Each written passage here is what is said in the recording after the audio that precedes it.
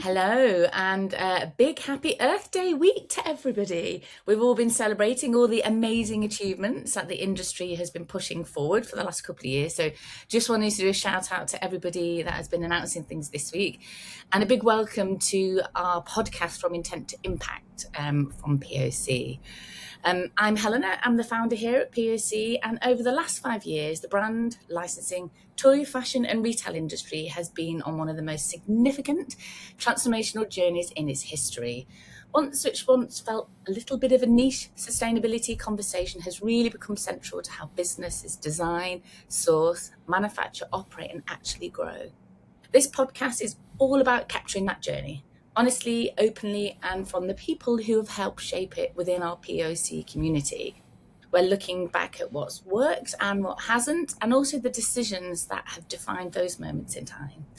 And just as importantly, we're going to be looking forward to the next 5 years and what it's going to take to build that industry infrastructure that we so desperately need. But before we get into that, I just want to say a big thank you to our podcast supporter, Worldly. They're a leading sustainability and supply chain intelligence platform from the consumer goods industries. Lots of our members use them, and they're trusted by over 40,000 companies across the whole value chain, looking at verified environmental and social primary data into insights and actions addressing carbon, water, chemicals, labour across complex supply chains, which we all operate within. So now we've said thank you to the Worldly team. I'm really delighted to bring our guest on today. I'm joined by somebody who's really been at the heart of this transformation within our industry for the last decade, really. And he's created two amazing brands, one called Nobody's Child, which we're going to dig into, and one called Fabacus, again, which we're going to dig into. They're very different, but they really complement each other. So it's with a huge welcome that I say hello and good morning to Andrew. Thank you for joining us today, Andrew. Good morning, Helena. Thank you. Thanks for the invitation. No, it's my pleasure. We're a little bit jaded today because I know we all had a very busy day yesterday. You've just been telling me about your day, Andrew. Come on, you've got to tell our listeners what your day looked like yesterday. Well, I mean, it's not every day the same, but yesterday we kicked off with the Retail Technology Show, which it was quite lovely that I got to do a fireside chat with Jodie, the CEO of Nobody's Child. So Jodie and I have never shared the stage before, so that was a really lovely dynamic, and to tell the story in a slightly different way with slightly different perspectives. So that was great. And then rushing from there across to Bella's, where I actually got changed in the car. So those that were judging my appearance now know where it stemmed from. So I got changed, turned up at Bella's, which was a great afternoon. Sadly, we didn't win the award that we were nominated for, but nevertheless a great afternoon, and the evening finished off as part of a retail group that we get together periodically, which was amazing and a little bit heavy, but thankfully not too heavy to compromise our podcast this morning. Oh, well done for getting, hopefully, was there blacked out windows, or was it just totally, if anybody could see, they could see? It was. I'm sure a couple of people might have got a couple of glimpses. I hope I didn't scare anyone on the way. So if there's any sightings reported between London XL and Lancaster Gate, then yeah, that would have been me. But no, I tried to keep it as discreet as I can. I love that. I love your dedication, Andrew, to actually enabling all of this stuff to happen, and, being really part of that journey that you and your team are on. And we've been on this parallel journey, actually, when we look at sustainability for the last 6 years. It's been amazing from very early in the day, especially when I was learning about the Fabacus side of your business and you wanting to bring this new technology to industry where most people didn't even understand what you were trying to do. It took a couple of years for people to get their head around what you were trying to do. And I know we're going to dig a little bit into that later, but it's just, first of all, it's just amazing to have been on this journey with you, and also just to see where our journeys are going to take us over that next 5 to 10 years as well, because I do think our industry is going to look very, very different.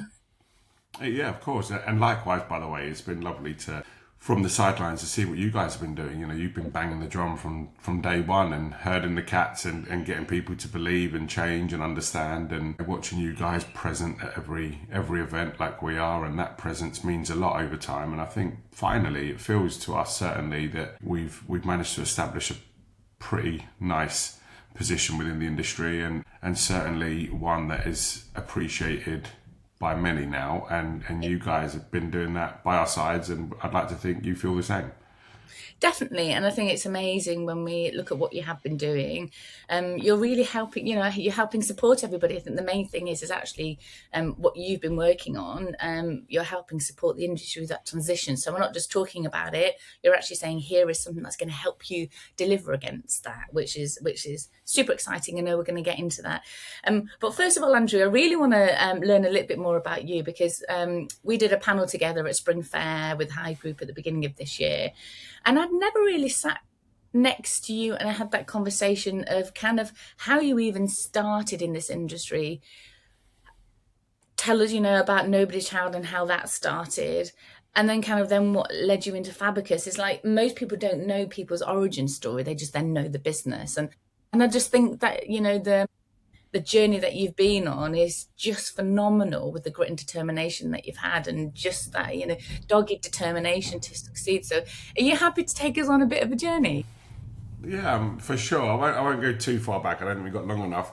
But, you know, very humble beginnings as a family. We are we Greek immigrants by trade that come across once upon a time. My parents had a small factory in North London. A lot of Greeks, Greek Cypriots in particular, started off in the rag trade in London. And so, growing up, our ambitions were limited because it's all it's all we knew that we could believe in and achieve. And so I was the one member of the family that was very keen to get away from the industry. So I went off and did everything. I didn't go to university. I decided that I wanted to do professional qualifications because I wanted to focus on my career at the time in the city. I got my first job at 18 at Lloyd's Stockbrokers. Did a load of stuff before that too. As every kid should, but I was doing my pilot's license. I was doing a whole load of things because I didn't know what I wanted to do really. Then I decided that I wanted to go into the city, so I went off and did all my professional qualifications, started a job in what was essentially a glorified call centre, trading equities at 18. Wow. Got a few roles in a big corporate, which I enjoyed, but wasn't really my calling. So at 21, 22, I decided to leave the bank and go and set up my own businesses. And I went and did a whole load of different things. Some were good, most were not. And then about 25, my brother said that he wanted to start manufacturing. And I said, well, this is the time to do it together. We didn't have any capital. We didn't really have a network, but we had his sort of passion for product. And my role was to look after everything else, essentially. So we started manufacturing, and of course, thankfully, we got that right.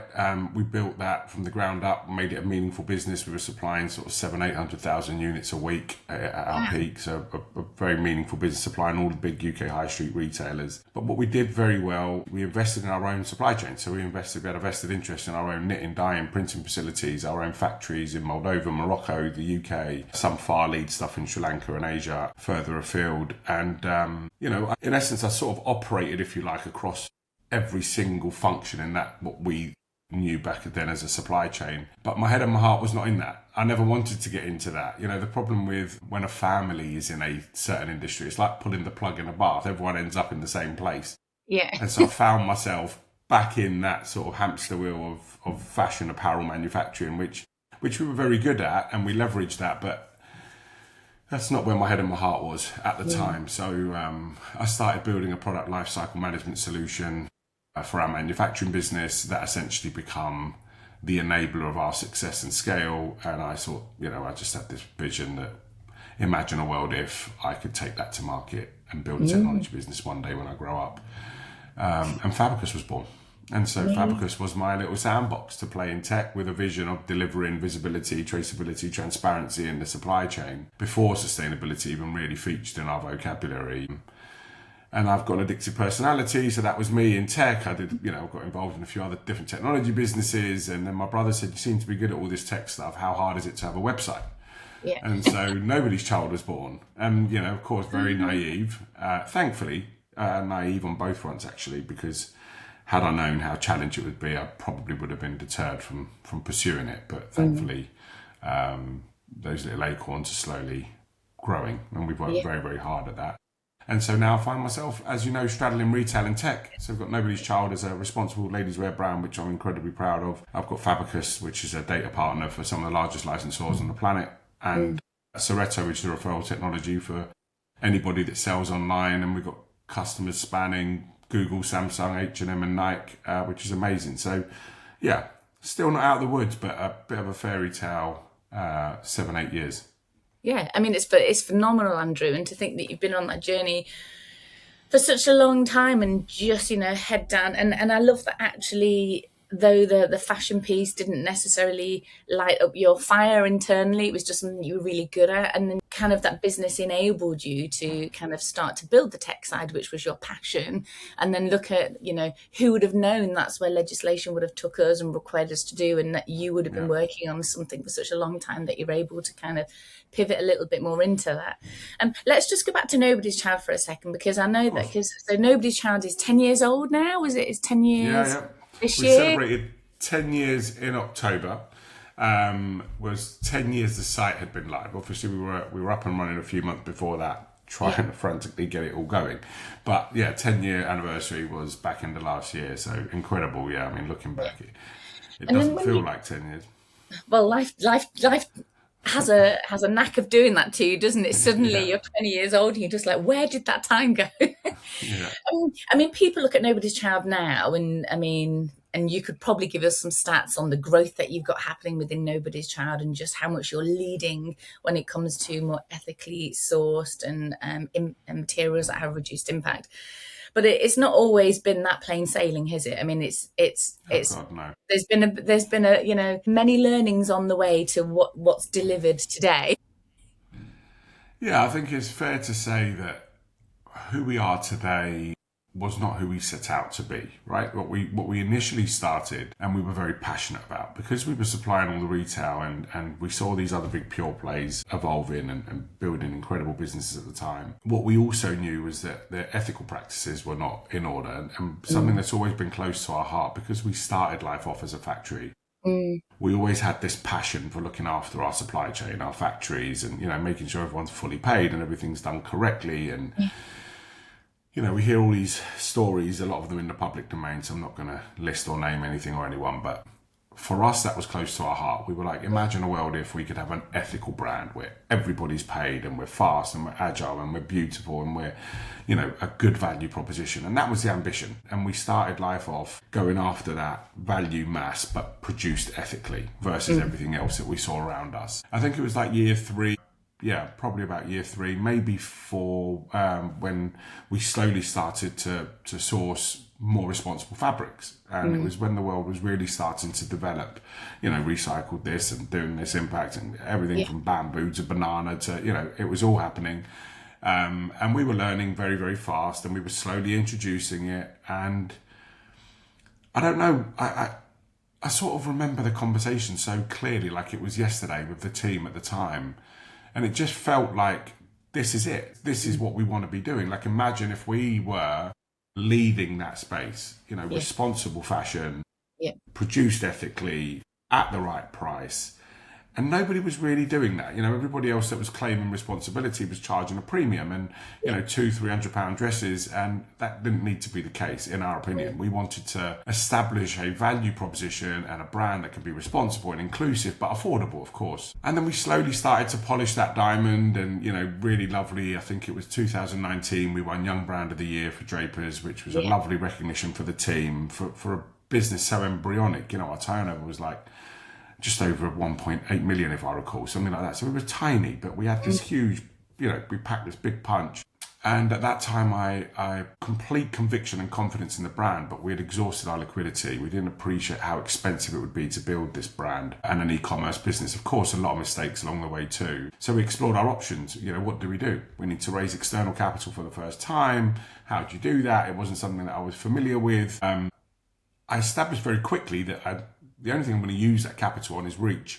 So what if it wasn't capital, but it was reach? And so a very, very close friend of mine, I think over a bottle, maybe 2 bottles of wine, we knocked around some ideas and established that potentially Marks and Spencer's could be a good candidate to strategically have a conversation with, even though they'd never done this before. And long story short, I got introduced to Steve, the CEO. As you do, I waited months to have that call. We had the call and he got it immediately, carried the torch and 2 years later, we sold a third of the business to Marks and Spencer's. Very, very, very clear deliverable and objective. They had 32 million customers. We had a machine that could service that demand and a proposition that we believed was compelling, and the rest is history. And fast forward now, we are, it's like 35 times that revenue over 5 years. So it's been an incredible growth trajectory. And of course, with that comes a whole load of other challenges, right? Everything. You need the PCs, offices, systems, people. It's crazy. Yeah. And Jodie come in at that point to lead it for us, who's an incredible leader and our CEO. And I'm grateful for her commitment and passion and dedication to the brand and to us as a family, and to the shareholders. And she's just relentless. And the team, they just carried the torch. They just love the values of the brand and that responsibility, trying to constantly lead and pioneer being a responsible brand. And so, it has been a fairy tale for us. That's the truth. But a fairy tale with a huge amount of work when you look at that. So obviously your partnership with M&S was, what would have happened if you hadn't have done that? You might not have been able to scale in the way you wanted to scale. So, that kind of took you into a pretty different direction. I don't think it'd be wrong, Helena, to say that we probably wouldn't exist. Okay. Just being transparent. Yeah. A friend of mine said to me, I remember, he said, "Wow, you rescued it from the jaws of the shark." I said, "It wasn't the jaws; it was the tail. It was in there." we went into a pandemic with I can't remember, 25 people, and we were tiny, but everything was like a house of cards. And I remember having the call with Steve, and I was like, "Steve, we need to do this, or I'm going to really struggle to keep the wheels on." And he was like, done and done. And wow. 5 months later, we were live. It was amazing. How Now, amazing. we might have rescued it, but who knows? Yeah, but how amazing to have that foresight and also that partnership with such a big retailer because that's really unique for somebody with a retailer of that size to see the opportunity within a small brand and partner to bring that to you. That's a real partnership. Oh, it was amazing. People still don't get it. People still understand the output and, of course, where we've ended up. But you got a retailer that spends more on milk in their head office than what they invested in our brand. At the same time, especially back then, we knew we would bring them agility and speed and relevance, and we had the responsible credentials, which is, of course, sustainability features so heavily in M&S's values and practices. Yeah. So we were so aligned in so many ways, and they were going through their own transformation, of course. And it's interesting, I had breakfast with Archie on Tuesday, who's still the chairman there, and when I got to meet him at the time when we engaged them, he was like, he gave me reassurance that they're on this mission and they're gonna improve things. And I genuinely believed at the time that he and Steve were going to lead this transformation. And now Stuart's, of course, in the building, and others, and they've been on this remarkable journey. And it's been amazing because we've done it at the same time. I think it was last year where we both won Retailer of the Year. We won Retailer of the Year under 100 million, and they won Retailer of the Year over 100 million. I love that. So that was just perfect. And actually, it's just doing the right thing can pay. I have so many conversations at POC where a lot of people say, "Well, it's too, that material is too expensive, so we can't do that." But I think if it's part of your DNA and your whole business is built on that foundation, like you've proven that your customers come with you. And 100%.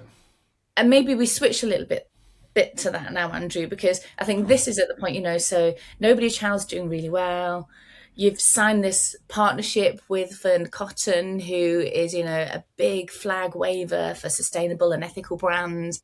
To the consumer that you want to talk to, which, huge congratulations on landing that as well. It's total alignment. And then that's where your two businesses really start to come together. So maybe we switch and we talk about the Fabacus and digital product passports and that journey that you've been on, and then how you've pulled those worlds together. And then you launched your first DPP with Nobody's Child and Fern. And then again, that's just even added rocket fuel to just who you are as a business and how your consumer sees you as far as growth. Yeah, that was an incredible moment for me personally, the fact that the two businesses can collaborate to execute something with such purpose and such incredible impact. But let me give you a couple of the building blocks. Obviously, the stars align, but it's never quite like never that easy. Yeah. I think the irony was, if you look back at what Fabacus was built to do, what we're doing today was everything I wanted to do back then. But the rest of the world is now caught up. Regulation, sustainability, traceability, transparency. I did it back then through the lens of commercial. I wanted that control as a retailer, as a brand, or actually as a tech vendor, to enable retailers to have that control. Yeah. And that control was about agility and visibility to trade and, improve margins and the whole world since then has changed significantly anyway. From a regulatory standpoint, what we were building was to build a trusted system of record for licensors. But big licensors of scale we started with because we wanted to secure critical mass. And this was about getting all the data from everyone, all the stakeholders, and being able to structure it and verify it to enable and fix a whole load of things that have ordinarily been hindered in licensing to date. On one of our calls with one of the co-founders of Epic Games, who were one of our first clients for Fortnite, he was like, look, I love what you guys are doing, but wouldn't it be amazing if we could also connect our products to the game somehow? And for licensed products, that's hindered, of course, because the licensees are the ones that produce and manufacture, distribute and sell. And the IP owners typically have a passive role. So we went away and architectured a way of enabling that. So being able to create these sort of trusted serialized keys linked to a trusted system of record was something we started doing for the UFC globally and for others. And it was incredible. And then when we started hearing about the regulation, they're like, hold on, we've been doing this for like 3-4 years. This is what we do. We can do this. And actually, we're in a privileged position where, of course, I've got my own brand. So I don't need anyone's consent, no red tape, no politics, no noise. Let's just do it. This is amazing. I want to be first. I want to be, I loved it. And we sat and did a brainstorming session. We're like, great, we've got the Fern Cotton collection coming. So amazing. Fern will back this. I'm confident she would love this. And she'd love the fact that she's the first and, it'll be a lovely story. So we didn't actually ask Fern's consent to begin with. And we put the codes in the product. And we didn't even tell the teams what the codes were for. We just said, you've got to do this, knowing that we've got a window between production in the life cycle and actually getting it to stores and online. And we did that. And then we sat with the team. We're like, right, guys, we've now got 3 months to go and do all of this work before the product goes live. And the codes are in the product, so we've got no wriggle room. And everyone's like, wow, okay. So they all run around, and then that was it. That was the beginning of the first execution to deliver digital product passports. But we actually did it without telling anybody. Isn't that phenomenal? But also just like go and do that work. I mean, 3 months. I mean, Andrew, just for those that are listening, the type of data that you had to try and get from your supply chain to be input into that to enable you to even do this. Jamie was on the team. And how many people were working on this, like fully dedicated just to data capture to help get this to happen? I think more than the data capture is the education, right? The biggest challenge is the education, because you've got to go out and educate all of your factories, suppliers, everybody in the value chain, what you're doing, why you're doing it, when you need it, how you need it. The technology was great at making things more seamless. But remember, we were still in our early days too, so this wasn't a polished diamond. The idea was great, the logic was robust, but actually execution was a lot of heavy lifting. So yeah, Jamie at the time was in the NC team. He was leading my sustainability at NC. So he and the team there, that includes a buy-in team who have the relationships with the suppliers, like everybody gets dragged into it. A big piece of work. You're talking about roughly 150 to 200 product attributes across, I would say, anything from 12 to 15 sources per product, right? So all of a sudden you've got systems, you've got stakeholders, external partners who are calculating our carbon impact at the time, our water. It was a big lift. I mean, the team, both sides worked so hard. And I remember, I'm pretty sure it was the night before the product was going to get turned online live. We were still filling in the blanks and tidying up the mistakes. Wow. And if I recall, actually, there was also a couple of styles where we put, I say they're all we because we all take responsibility, but one of the factories had put the labels on the wrong product. So we had to obviously, and these are real issues, by the way. This stuff happens every day. So yeah, it certainly wasn't plain sailing. It was a massive lift, but wow, what a moment that was for both teams to deliver this. And of course, the halo effect has been incredible. Everyone picked it up in the public domain, and we've had everyone from the Telegraph to the Times to the Standard to the Sky News to, I mean, it was amazing. We could never have scripted that. It's because it's a world's first, Andrew. You, within your two companies, have created a brand that is ethical and as sustainable as it can possibly be at scale today. And you've delivered the first digital product passport to market way before all the final legislation is input. I mean, you're showcasing the future of how industry is going to be operating. I mean, that's phenomenal. Yeah, It's I mean, absolutely phenomenal.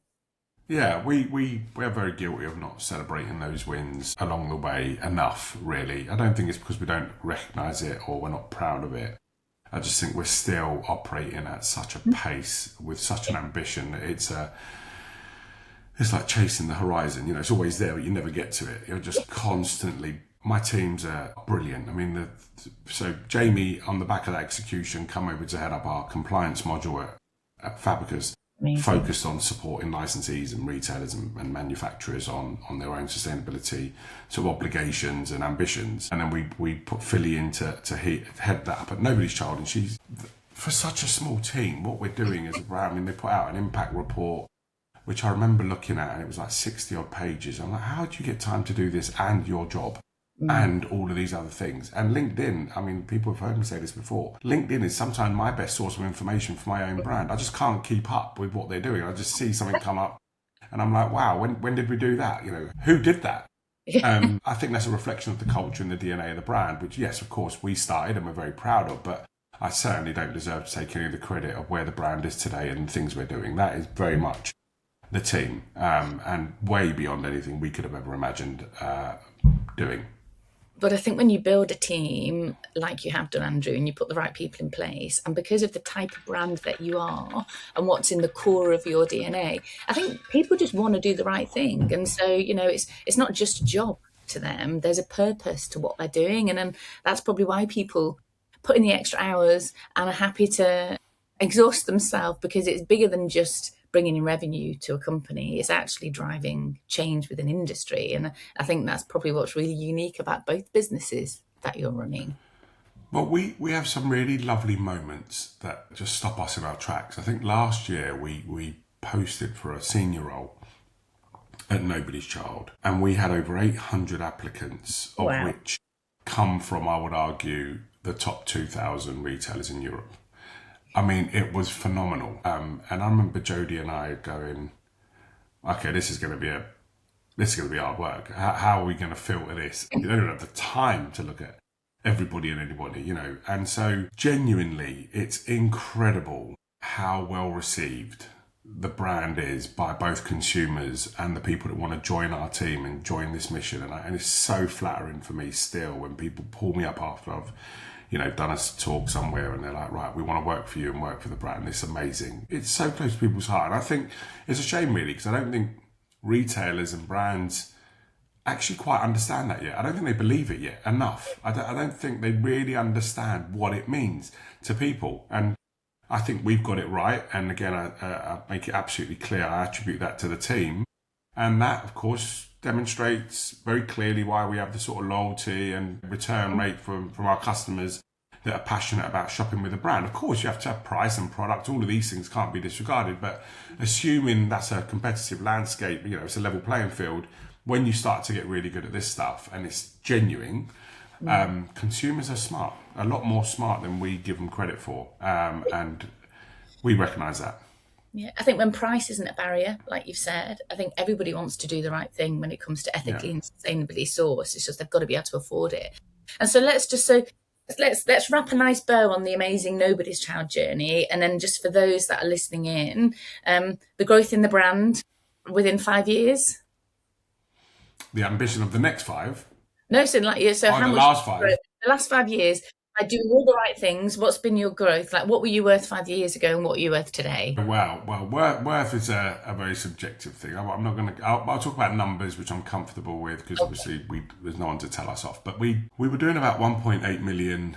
Yeah, I can share this. I won't get told off. And this year, this is our year end. We'll finish up at about 70 million net. That's amazing. Which is Within 5 years. Yeah.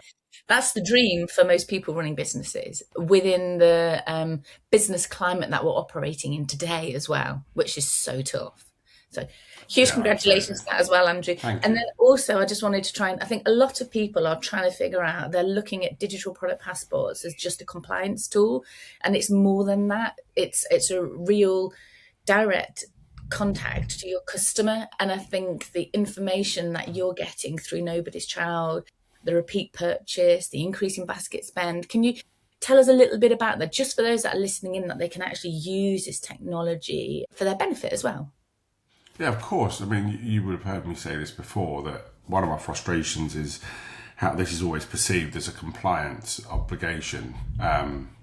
Everyone's seemingly overlooking the commercial benefits, that trust and loyalty that you build with your customer, activating your products at product level, speaking to your customers at product level, engaging them, giving them an amazing experience, that sort of surprise and delight element, that opportunity for them to get closer to the brand, register their first party data, it becomes a customer acquisition tool. There's a number associated to that because, you know, we know our customer acquisition cost online. And if you just use those numbers alone, the execution of DPPs already delivered a 700% return on investment. I mean, it's such a powerful 700% tool. return on investment.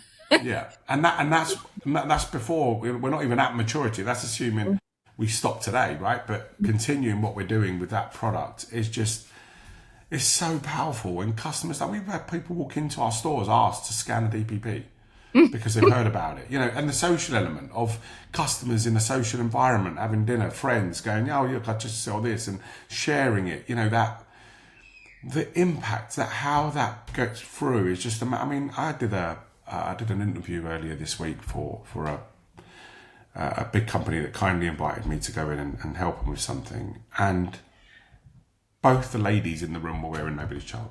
I couldn't believe it. You know, I still can't believe that stuff, right? Because we're still babies. You know, we're so caught up in being in the eye of the storm, but people love it and they talk about the DPP. So obviously I'm lucky enough to work with some of the biggest retailers and brands on the planet and support them as a technology vendor. And the only thing I try and get across is, don't look at this through the lens of compliance, because compliance you achieve as a byproduct, but actually it's such a powerful tool. You know, we've had basket value go up, we've had return, and of course, not all of this is all DPP, we know that. But customers coming back more frequently, customers spending more money, more loyalty, deeper social engagement, all of these things have been upward trending, even in the toughest retail environment known to all of us. It's got to be because of something. Right? It can't always be just because of good product. There's a lot of people with good product. It's that point of differentiation, and DPPs for us allowed us to really demonstrate to our customers that we're on a mission to be transparent and honest. And when we get it wrong, we tell them that too, right? That's very close to our heart. We've made lots of mistakes along the way, and we'll continue to make them. We'll acknowledge them, we'll learn from them, hopefully, and we communicate them, which is something that not a lot of people do. Well received. Customers appreciate that.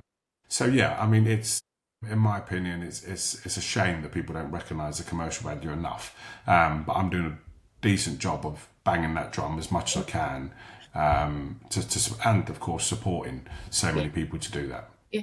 And happy days for you, because you've got a brand that is benefiting from your technology as well. And then you've got your technology that's benefiting from the brand. So you can just continue to make them better, refine them as time goes on.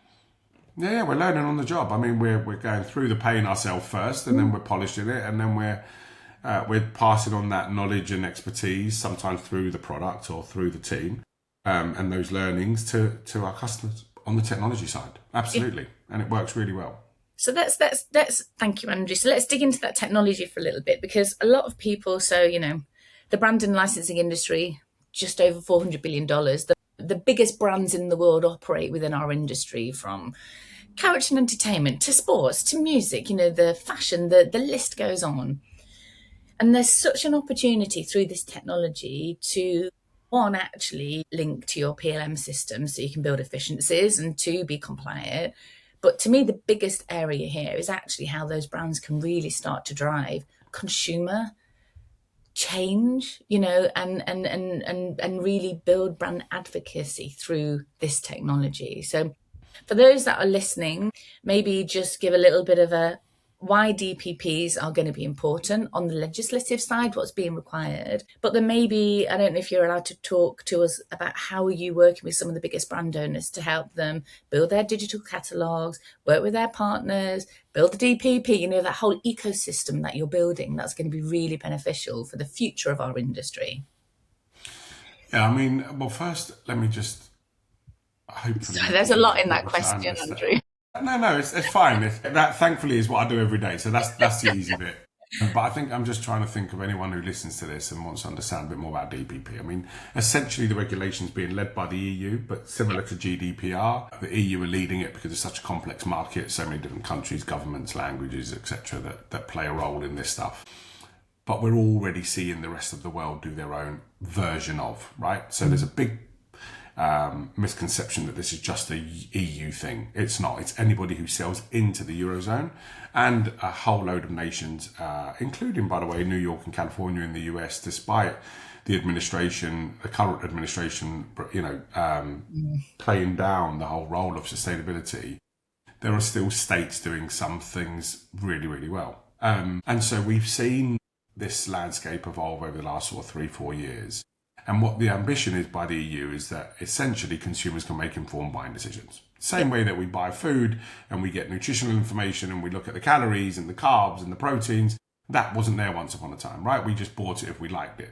We're going to have the same with consumer products, but this will be about environmental impact. Now, of course, if it's the same product, the same price, but one is a better one for the environment, naturally, I would like to think anybody would gravitate to that. Of course, when it comes to recycling, it will be enabled through this DPP. So the framework is a very powerful, actually a very powerful piece of work. I'll very much give them credit for what they're doing. It's a big ambition. They're seemingly getting the mountains to move. Now, our role as a tech vendor was always to just help the brands, the retailers build a trusted system of record, which is essentially the source of truth of all the products that are in the market. Now, if you're a vertical business, that's a lot easier. I'm not going to say easy, but a lot easier. You either know what you've got because you sell it, or you know what you've got because you made it, even if you're selling through third parties. So for vertical businesses, it's a lot easier to achieve that, but it's still a very complex problem when you think DPP.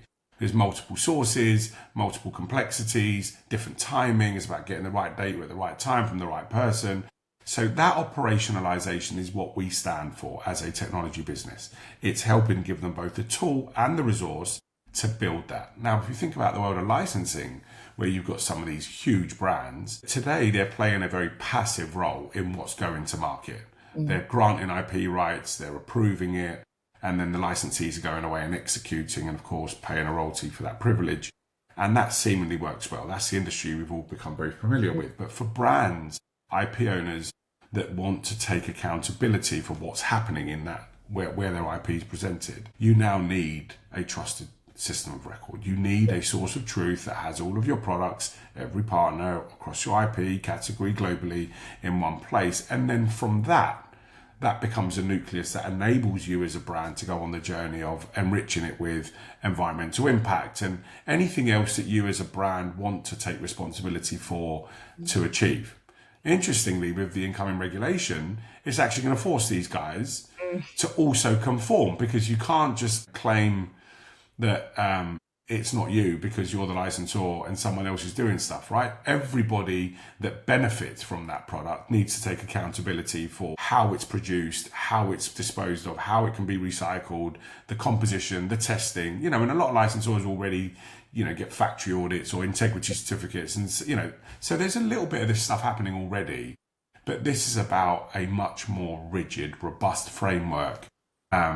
In my opinion, again, and of course, I'm trying not to present this through my own vendor lens. I also know how powerful this is from a commercial standpoint. Being able to truly take control and visibility of your IP, whether it's from a brand protection, whether it's from the way that you have distribution of rights and how they're being potentialized, driving your brand equity up to drive value and drive sales back for your licensees, which ultimately feeds back into your royalties, to get that ecosystem working and much more efficient and much more effective. You need you need a central source. And we have taken on that responsibility of becoming the industry source for enabling that. And of course, thankfully, we've now got critical mass through some of the biggest licensors on the planet.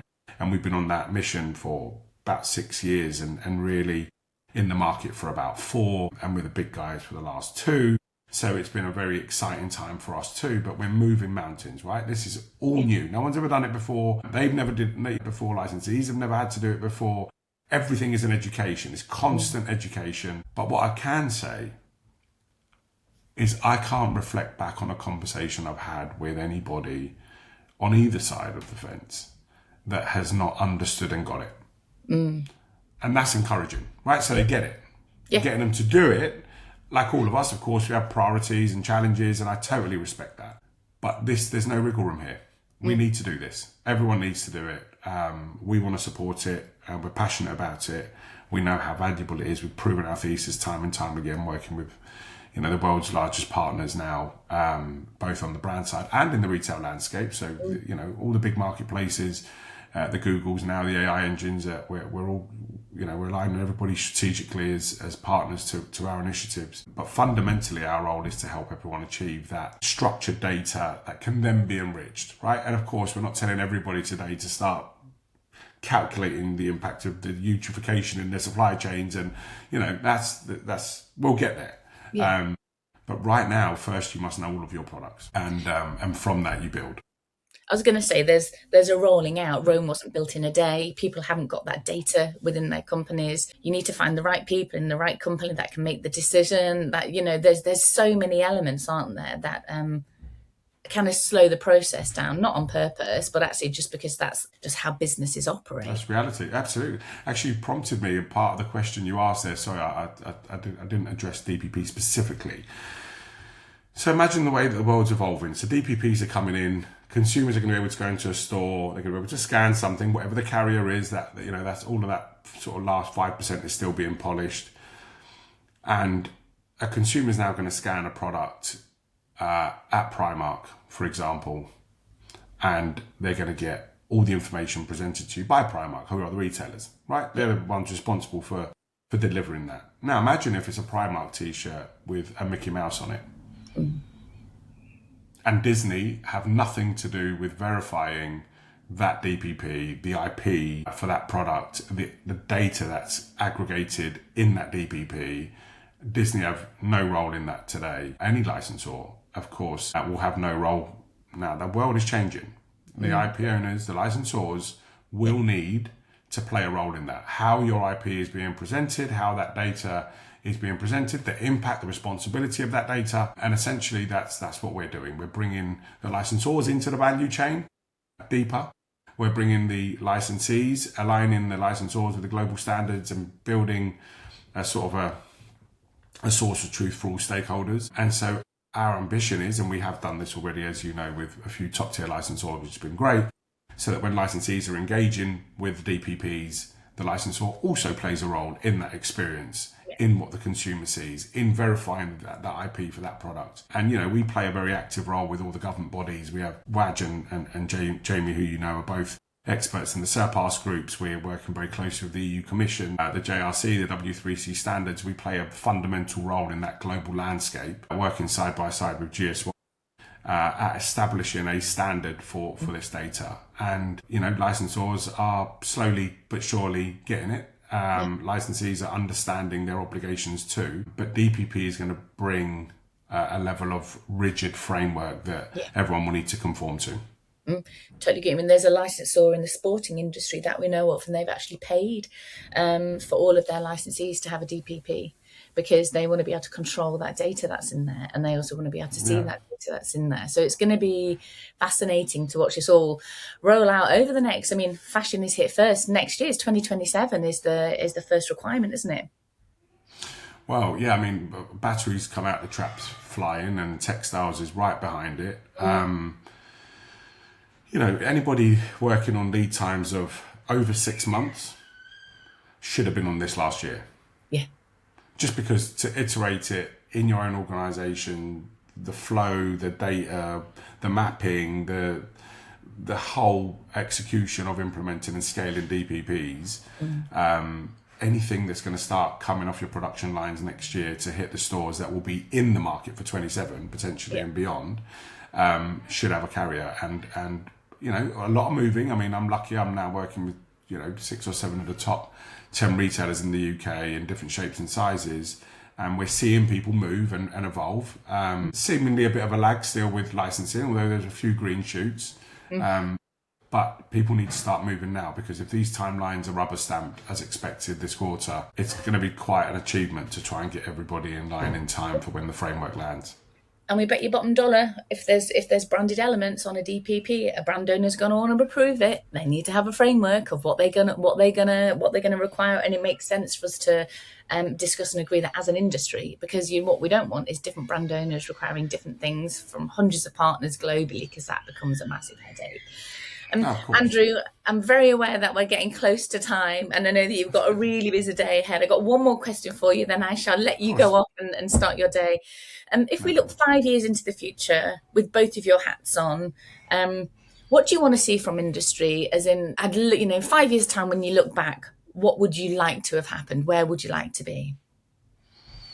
Wow. Well, me personally, a beach somewhere wouldn't harm for a while. I've been on this sprint for best part of just under 30 years now. I think what I'd like to see is, I'd love to see licensing industry in particular, fully mobilised and a well-oiled machine with all the data flowing in the right directions, and everything that we said we would do delivered and continued and maintained and sustained. I think that will be really exciting. You know, we're very excited geeks about what we do. We know how valuable it is to all the stakeholders. So watching that come to life has been incredible. Albeit slow and frustrating at times, it has been incredible. You know, we've proven our thesis time and time again. Some of the biggest organisations in the world, and I'm really, really holding back here some of the stuff I'd love to share, but I can't. It's a little bit premature. So seeing that would be amazing. And then from a brand perspective, I think the biggest challenge we have as a brand is maintaining our position in 5 years as being recognised as, you know, the sweetheart brand that it's become, as a responsible brand. Now, we're not going to change our responsibility credentials, but the world's evolving fast. Technology's playing a role in accelerating things. You know, we want to stay front of the pack, and that's going to keep us busy. And so if I can, God willing, we can sit here again in 5 years, reflect back on this discussion, and the brand is still where it needs to be, and the licensing sector is fully mobilised, and we've driven that standardisation to unlock all of this capability and adherence to regulation, I'll be a very, very proud man. Well, we will continue this conversation, Andrew, and we will talk in 5 years' time. Oh yeah, well, hopefully a lot more in between too. But yeah, absolutely. Exactly. Well, actually, we've got, so for anybody's listening that's going to Licensing Expo, Andrew's going to be joining POC on a panel with the Disney team and the Universal Music Group team at 4:00 on the Wednesday, the 20th. So please come and join us. And Jamie's also coming on the platform on Thursday next week. So sorry if people are listening to it past that time, to talk about PLM systems and DPPs and how they align and what people should be doing to get themselves ready for all of this. I know you'll be at the conference. There'll be lots of other stuff we're going to be doing on that journey, Andrew. We're not going anywhere. Huge thank you for the work that you're doing, first and foremost. Somebody needs to do it, and I know it takes a huge amount of energy to change industry. So thank you for being that for our industry. I'm looking forward to seeing where that takes us. Thank you for being on this journey with us, Andrew. It's amazing to kind of be linking arms with you and the team as we go on this journey with industry, because it is exhausting. So we have to do this together, and I'm just looking forward to seeing how everything evolves over the next couple of years. So thank you very much. Thank you. Thanks for inviting me here. And I was also thank you for the work that you're doing. It helps us, you know, having other advocates out there, ambassadors, educating. It all helps feed the beast, which is very important. So that's great. I'm very grateful to you, and thank you for inviting me on here. And as always, I'm looking forward to seeing you in Vegas on the stage and supporting in any capacity that we can. Thank you. Thanks, Andrew. Go and have a nice day and spend time with that little one of yours. Thank you. Take care. Bye-bye.